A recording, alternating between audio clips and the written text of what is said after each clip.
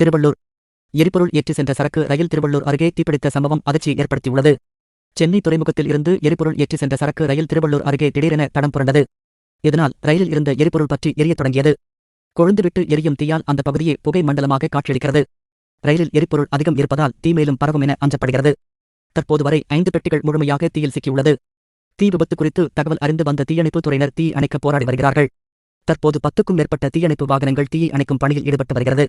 தீ விபத்தை தொடர்ந்து அருகில் உள்ள குடியிருப்பு பகுதிகளில் வசிக்கும் மக்களை அப்புறப்படுத்தும் பணிகளை போலீசார் மேற்கொண்டு வருகிறார்கள். மேலும் வீடுகளுக்கு செல்லும் மின் இணைப்புகளும் துண்டிக்கப்பட்டுள்ளது. விபத்து நடந்த இடத்தில் திருவள்ளூர் மாவட்ட ஆட்சியர் பிரதாப் பார்வையிட்டு தீயணைக்கும் பணிகளை முடுக்கிவிட்டுள்ளார். இந்த விபத்தில் இதுவரை உயிர் இழப்புகள் எதுவும் பதிவாகவில்லை என கூறப்பட்டுள்ளது.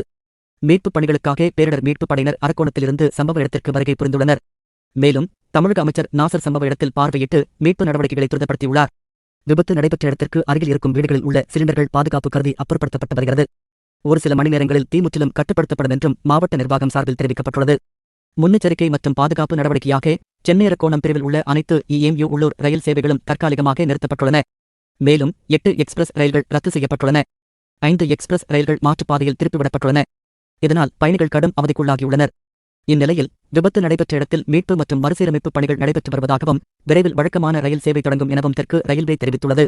இது தொடர்பான உதவி எண்களையும் ரயில்வே வெளியிட்டுள்ளது.